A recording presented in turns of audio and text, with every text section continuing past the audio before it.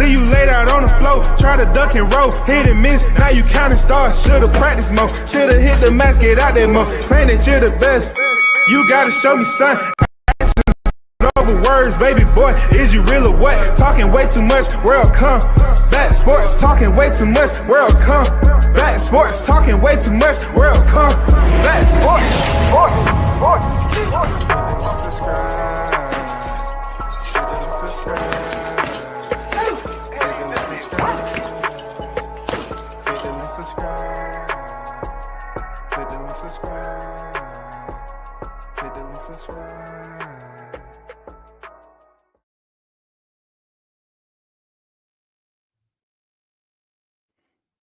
Yo, shout out to the others chatting the MF and Game, A-Side official.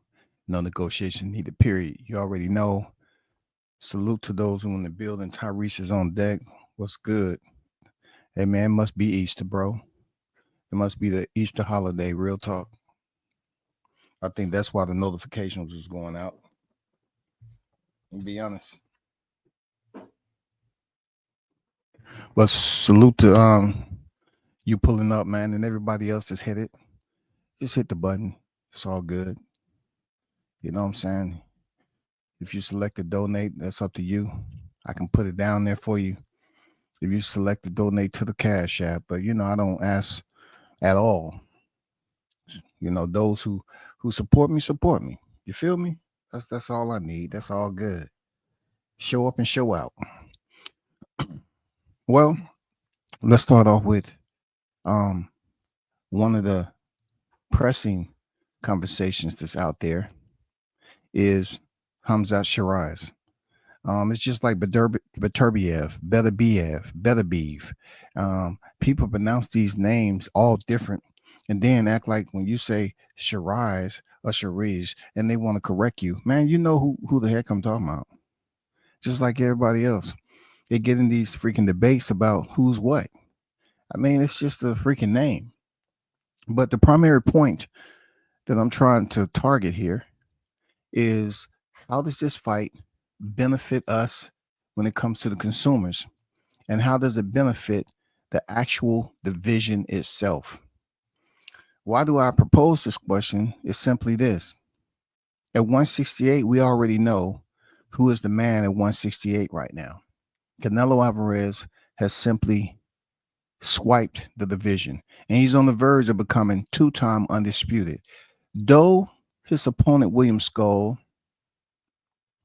is not considered a world beater, nor is he considered one of those memorable fighters who's finally getting their opportunity after having multiple division championships to their name. He gets to step in there with Canelo Alvarez, just like, you know, the last 4 or 5 opponents. He gets to grace the square with one of the best of this era. One of the best pound for pound fighters of this era, Saul Canelo Alvarez. Now, a lot of us are not selecting William Skull to have a Buster Douglas moment. I'm going to be honest with you. But what we are looking for is who's going to be next up at 168 pounds. Who? We've been seeing Berlanga fight and fight on all the way up to the point where he finally got his Canelo shot.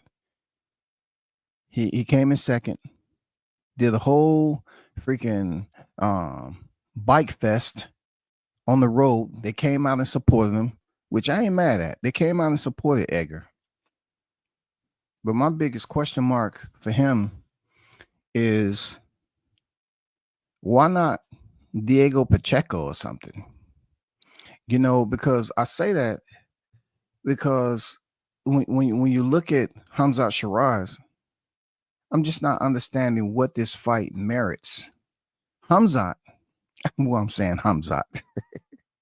I'm saying Khamzat, yo. I'm speaking of MMA because I was just Khamzat Shiraz, right? A 160 pounder, just came off a controversial draw with Carlos Adames. Why would he go up a division unless he planned on staying at that division, right? Why would he go up a division, no title, and get a shot at Edgar Berlanga? Is this I would look for me, it'd be better if it was somewhat of a title eliminator or something like that. But what is the purpose of Hamza moving up and fighting Edgar Berlanga? It seems like style for style, this is a bad matchup. And I'm talking about a bad matchup for the bigger fighter in Edgar Berlanga, in my opinion. Um, though I felt that Carlos Adames clearly won that fight between him and Hamza, right? I don't feel in any way, shape, and form, even if I had drink Patron on an empty stomach, and also I was on the Conor Ben egg diet, and I had some bad eggs and gas the entire week.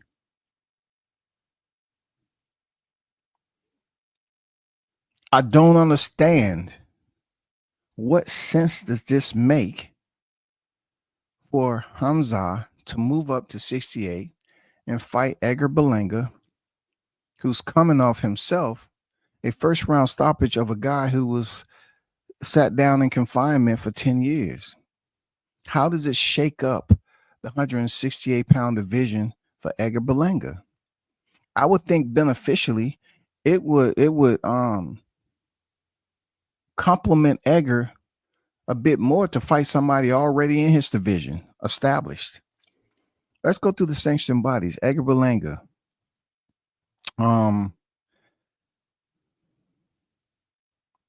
Let's start with the WBA. He's ranked number 5. Okay. Edgar Berlanga is ranked number 5 in the WBA. The WBC, he's ranked number 6. He's ranked number 3 per the WBO.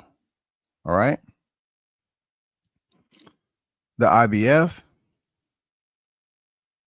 he's not ranked in the IBF. My whole point for that is Edgar Berlanga is ranked in the top 10 in the WBA, WBC, and the WBO. Across the board, he's ranked in top 10. To fight a fighter that's moving up, I'll say this once again, he should get the same criticism as other fighters get for fighting fighters who's moving up from a lower division. Edgar has been in there with Canelo Alvarez. So my entire complaint is, how are you taking fights? Why aren't you taking fights to better advance your position at 168 pounds? Because it is the airspace out there for Diego Pacheco, another name that people are latching on to, the Christian and Billy's. You know, I mean, the Iglesias. There are names at the top of the heap that people will love to see Berlanga in there scrapping with. But it just seems like he's on cruise control at the end of the day. I'm not saying he's a bad guy. You know what I'm saying? It just seems like he's on cruise control. Like he's going to select his fighters. But to fight a fighter that barely did anything but, you know, be in a defensive shell majority of the time, that Adames was in front of him. And shout out to Adames, man. They pretty much rob you with a draw.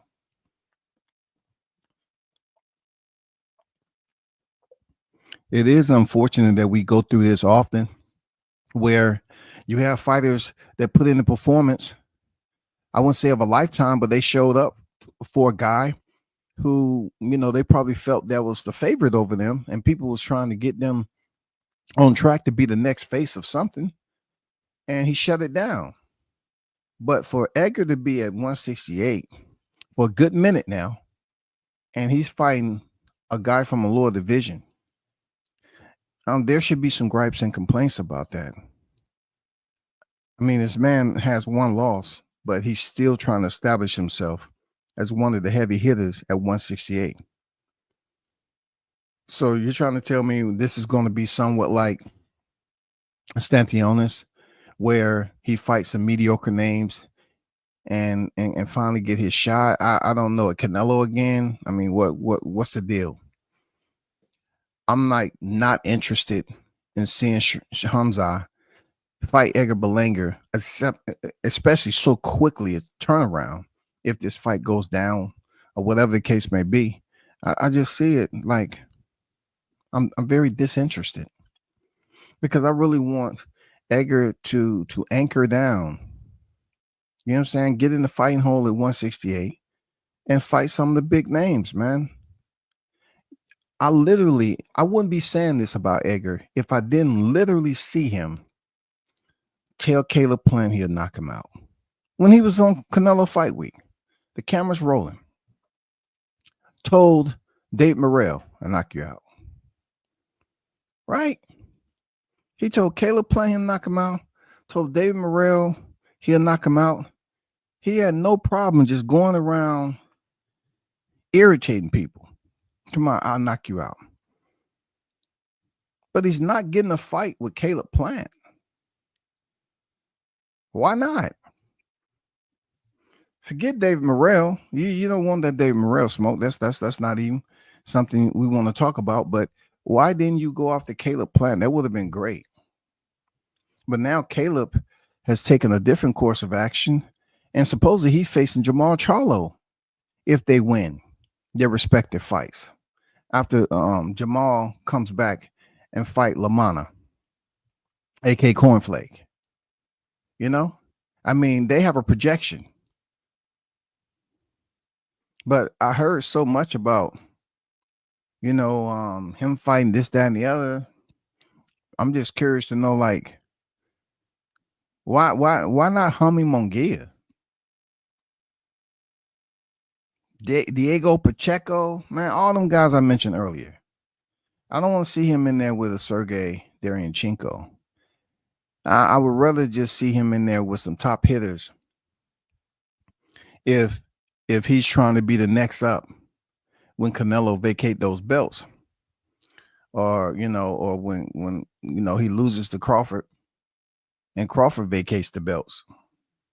We don't know what's going to happen after this William Skull fight. Canelo may vacate the belts and move to a higher division. We don't know. He might run. It's possible.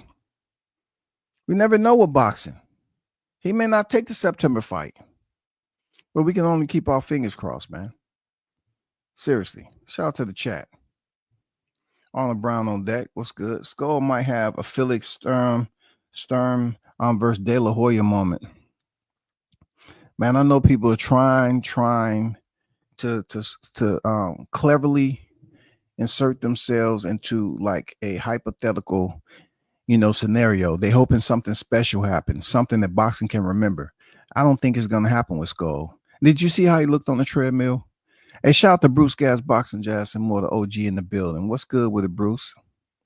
It's 1 of 4 on a really cool card. I put up with it. Okay, for sure. I'm just looking at this dynamic to try to understand, how does it benefit Edgar Berlanga? Of all the people that he's pissed off, he fights Canelo, and we're not seeing him in the ring with those individuals. We're talking about former champions. You know what I'm saying? Caleb was a former IBF world champion. Why wasn't you able to make that fight? It's kind of puzzling to me. That's all. That's all I'm saying, bro. It's kind of puzzling to me that you weren't able to make that fight after making such a stink about, who you don't like and all that. So it takes me back to hearing Caleb Plant, what he said about Benavidez, that he was the easiest fight at 168. And they still never fought while they had the opportunity to fight. And then they end up fighting each other and long past when they should have fought, in my opinion. I'm just saying. I'm just saying, to be honest with you. I think they fought past the moment that we was looking for. Let me move away from this, man, and get this dude off my screen because I don't know what the hell's going on with that. Real talk. I have no idea. What's the selection process? This right here, to me, has people chirping a little bit, especially in these sidebars, these private chats. People are trying to understand, and I am too. I'm trying to do whatever it takes to have some type of evidence that I shouldn't be thinking conspiracy with this trio right here. Okay. This trio right here tells me that something's weird gonna happen because we're already watching it play out with Ryan Garcia on the main card. Something doesn't seem right to me because all three of these fighters at once upon a time was in the same division, y'all.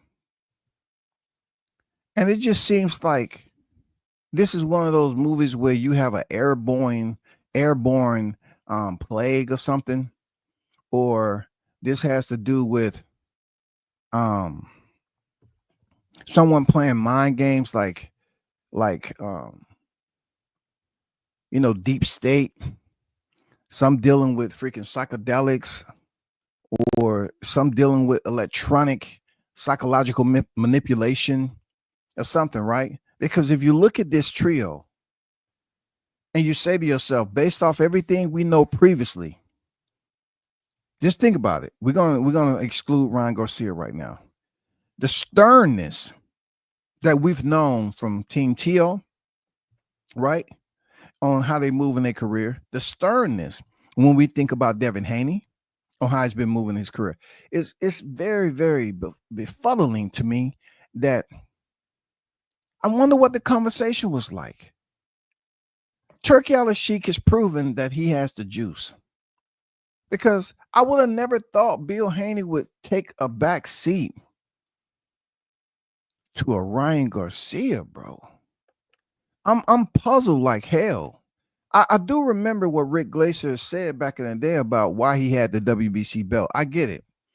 And this is no shot to Haney's at all, but I'm a bit in a state of delirium because I never would have thought that a fighter that you went around saying you're not going to step in the ring with, you was going to take him to court and all that somehow land you as the co-feature in Times Square.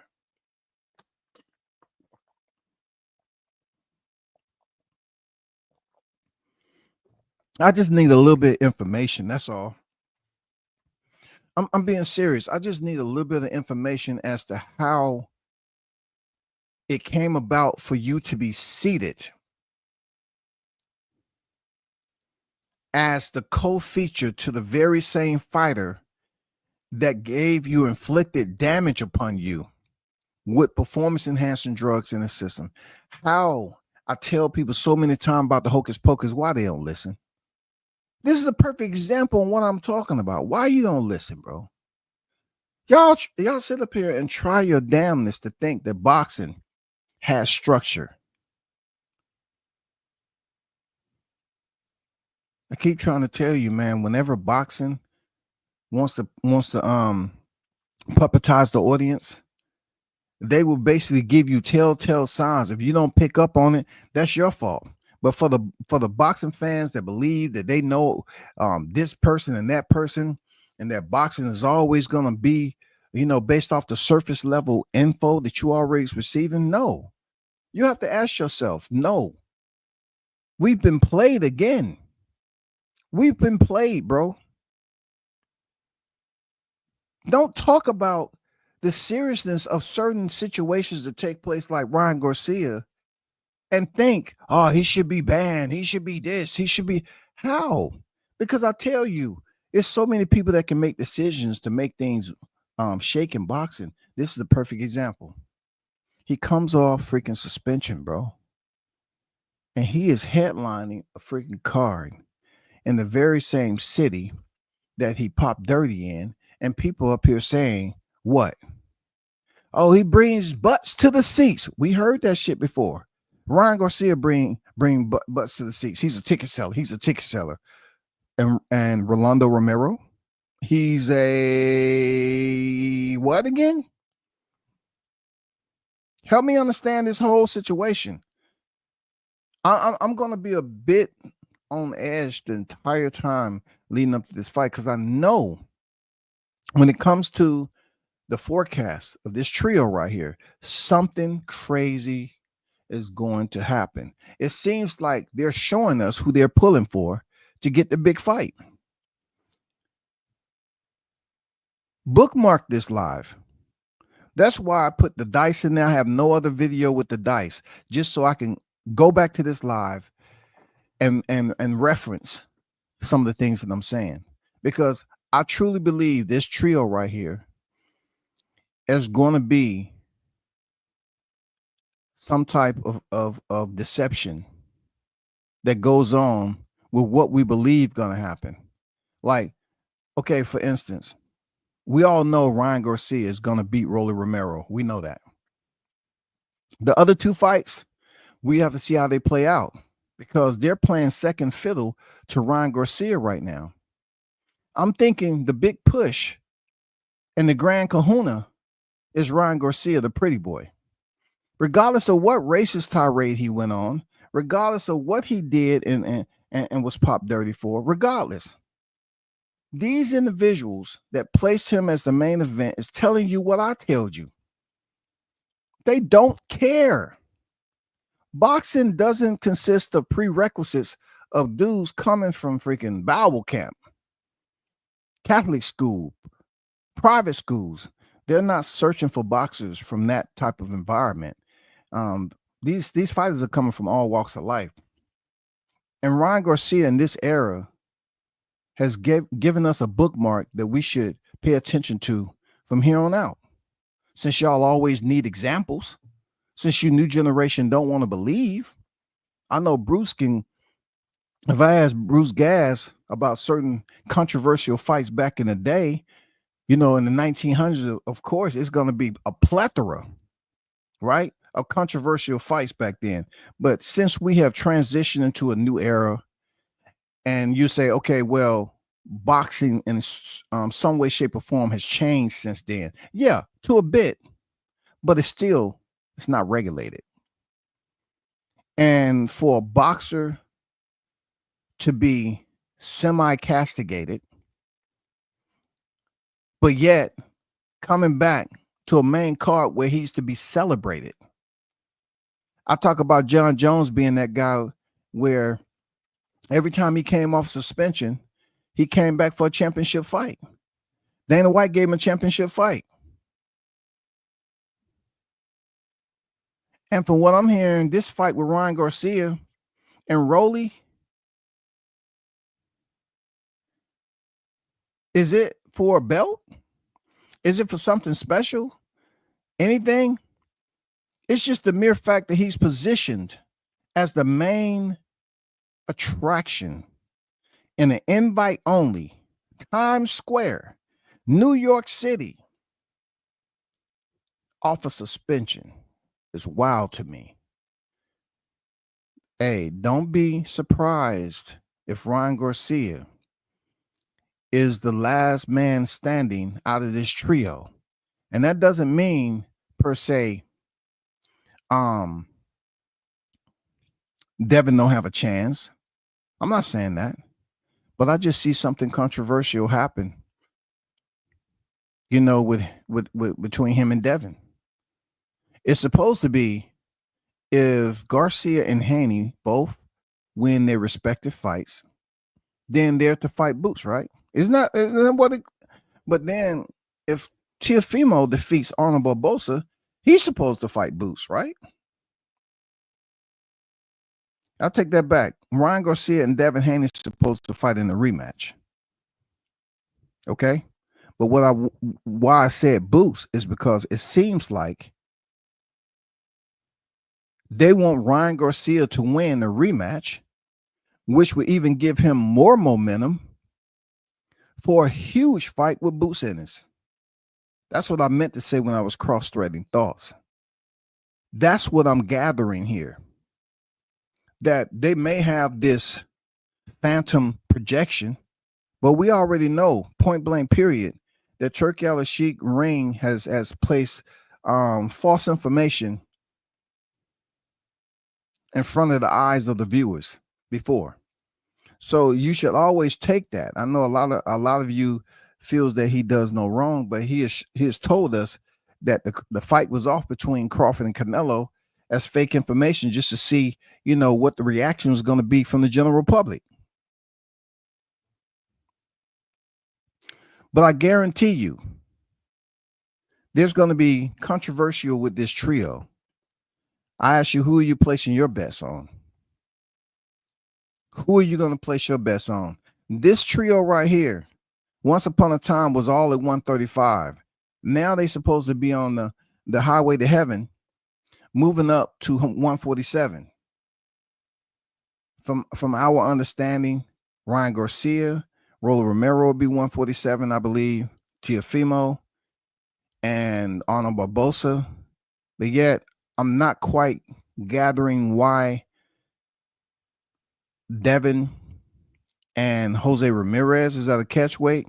Someone did mention that it's because of the nature for which he lost, or the nature for which the fight played out with him and Ryan Garcia.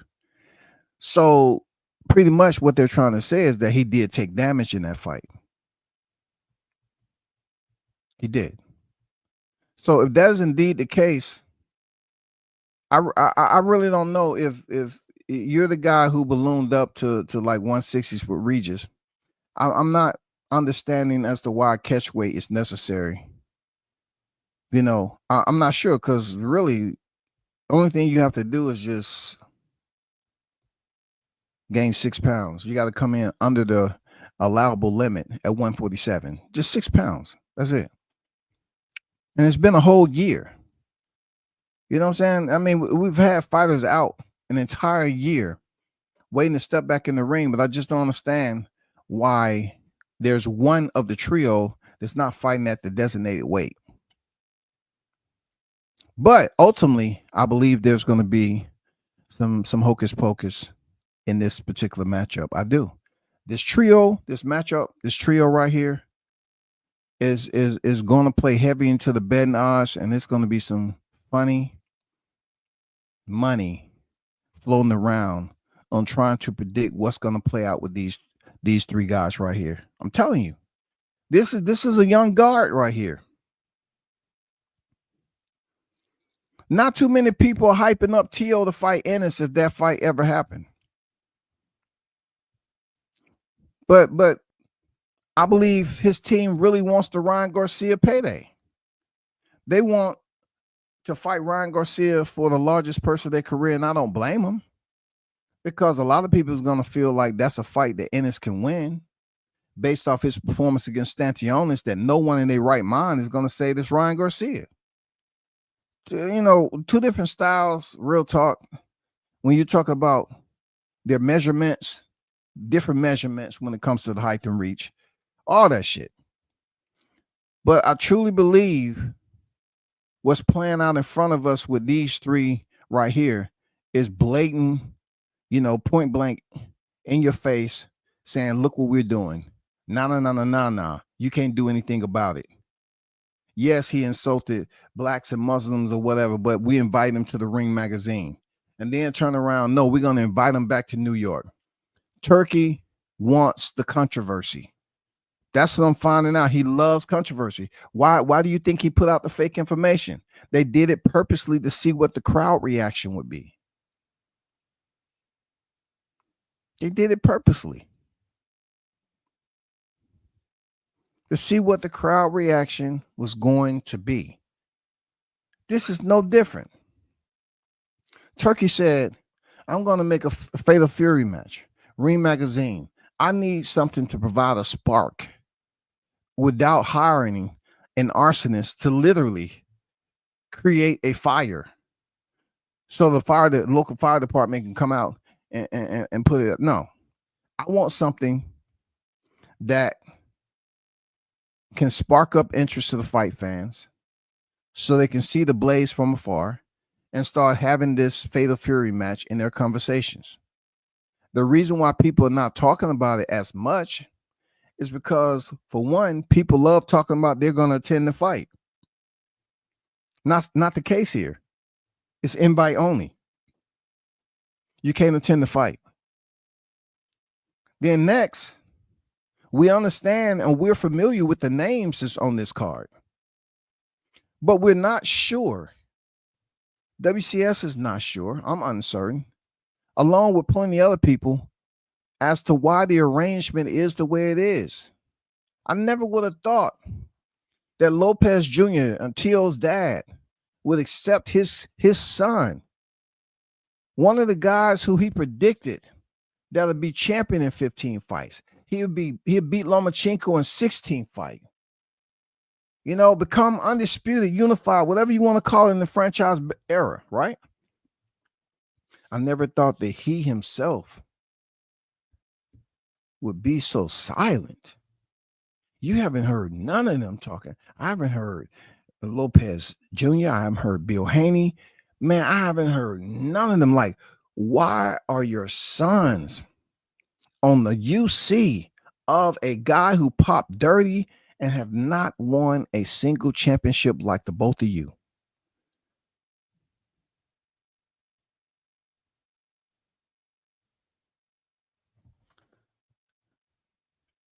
I don't freaking know. And the wild part about it, even people are not even talking about this on the chat because simply they don't care. They don't even know how to discuss this bullshit. They don't know how to approach it because there's something funny going on, but people just don't want to invest the time to figure out what the funny shit is about.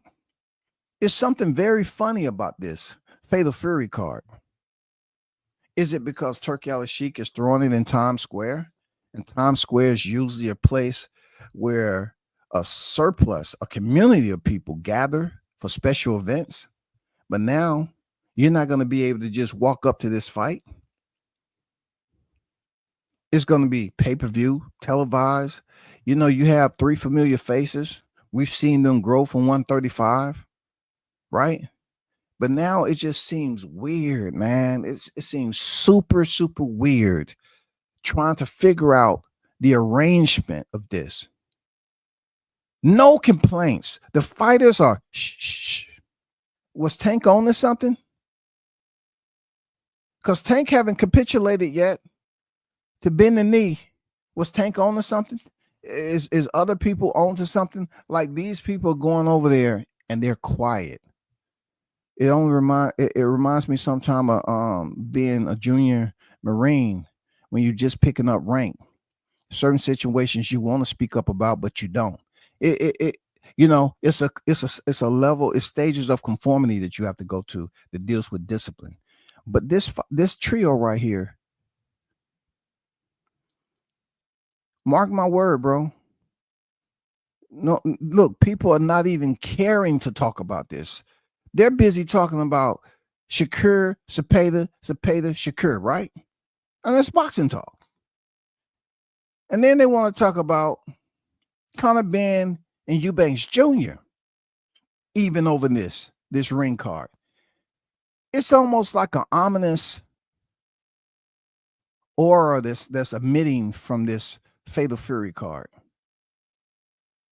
Ryan Garcia was sitting up there quiet as hell. He spoke up a little bit about, Devin's brother knowing before everybody else. But Devin he's not really a trash talker, so I can't really put a huge amount of liability on him for being a little bit quiescent, right?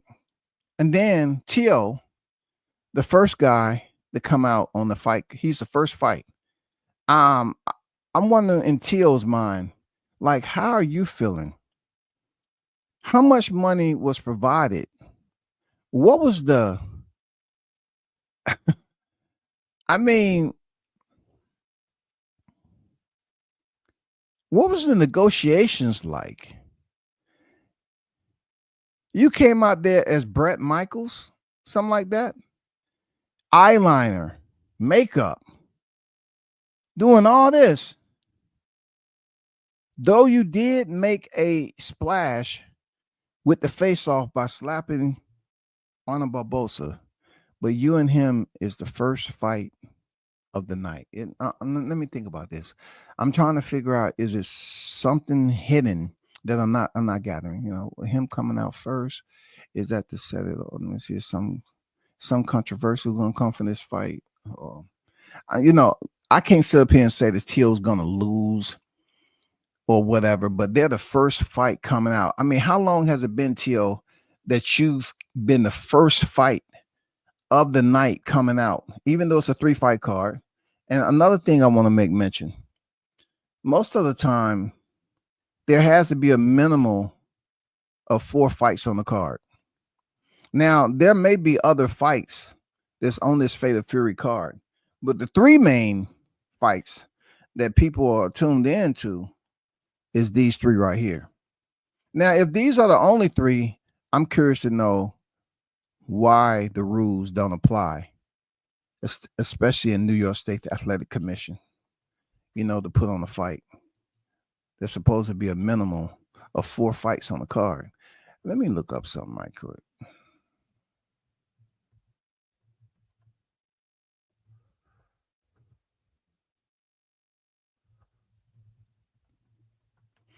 Let me see, Shawty. What you got? Let's see. Let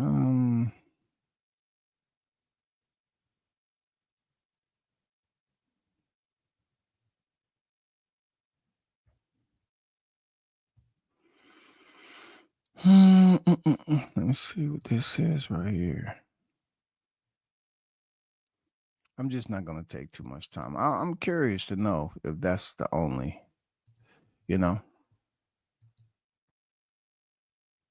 But I'm saying to myself, you know, I think it's a valid, reasonable question as to why Teo is the first fight out. I'm pretty sure it's been several, questions that run through his mind that was erased by the amount of money that he's getting paid, period. This is one of those situations where it just seems to me that these fighters are adhering to strict parliamentary rules, stipulations. They are adhering to these rules, bro. That no one is uttering a word. Like, I never would have thought, based off what I seen last April 20th, I never would have thought that I would have seen Devin as the co-feature to Ryan Garcia, who both fighters have been verbal sparring about pads and all that, but yet you his co-feature. This is something that can't be changed. Whenever his name pops up, people are going to say, man, you're the co-feature. It's something else to this. And I'm going to keep on asking.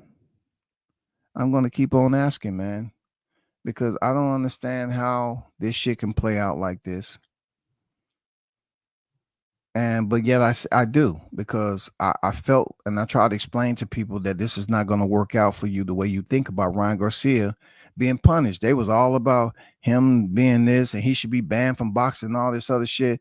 But these same cats are not saying a motherfucking thing about Ryan headlining New York State Athletic Commission, Fatal Fury, Riyadh Season, Ring Magazine. They're not saying a word.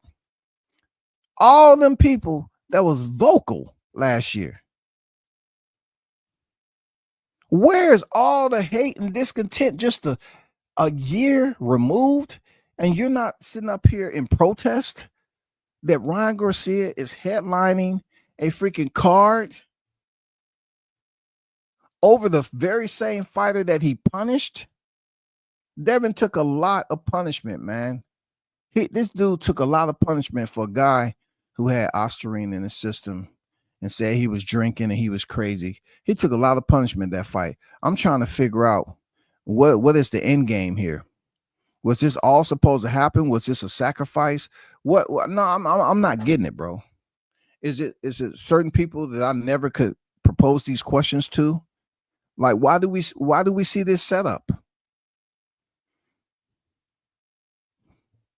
Why is this set up like this with Ryan Garcia, Haney in the middle, and Teofimo Lopez?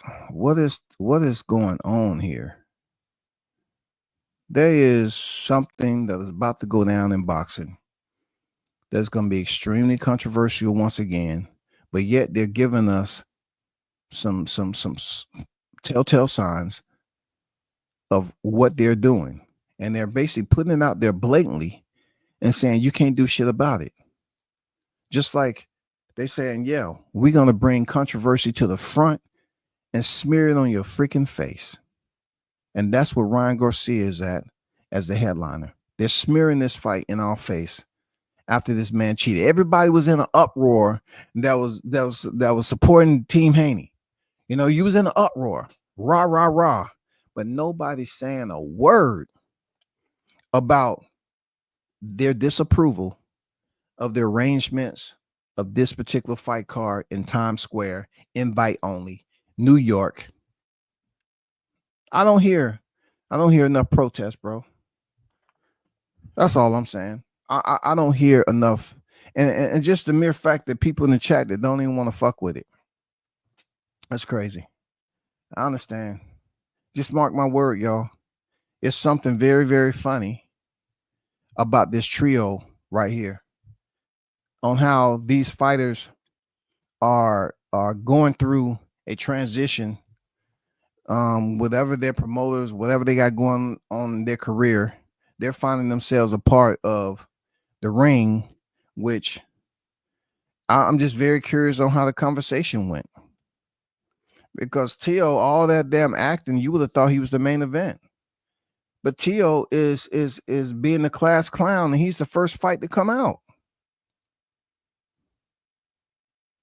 In a fight that arguably could be the main event. That fight could be the main event, shawty. But why is Teo below Devin? Teo won the unification belts after Devin. I mean, before Devin. Devin won the unification, of course, after Teo. He beat the common opponent that defeated Teofimo Lopez. But Ryan Garcia hasn't won. He's not even part of this equation. The reason why he's even here is because of a fight that happened in the weight class higher with the very same fighter in Devin Haney that's fighting in the co-feature. But it would have been cool for both of these guys to come back off a year layoff and fight each other. And Teofimo Lopez to go in there and fight Honorable Bosa, you know. But I guarantee you, they're talking about Garcia Haney is going to fight if they both win their respective fights. They're going to fight each other in part 2.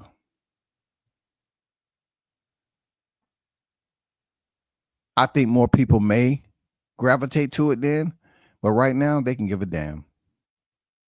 Who would have thought, man? All these guys was in the division at the same time. Considered a part of the 4 kings, 5 kings, whatever you want to talk about. They was considered that at one point in time at 135. They was actively there competing. Now they're on the same fight card. And you're talking about Devin Haney and Teofimo Lopez, who perform better than Ryan Garcia did. But people say Ryan Garcia is much more of a ticket seller than Devin and Teofimo Lopez. And that's the truth. So you have a fighter who has a larger following versus 2 fighters who have a larger, more heavier bag of credentials or portfolio when it comes to their boxing, what they've achieved in the sport. They have a much more heavier package when it comes to their credentials. They've achieved more than Ryan Garcia. But Ryan Garcia is somehow, some way fighting on the main event and slapping everybody in the face that's close enough coming off a year suspension. That's crazy. That's crazy. I ain't gonna lie, man. That shit crazy. Anyway, if it couldn't get any worse, I just had to put this up here. I just had to put it up there. That's coming up. You know what I'm saying? That's coming up. It's on deck.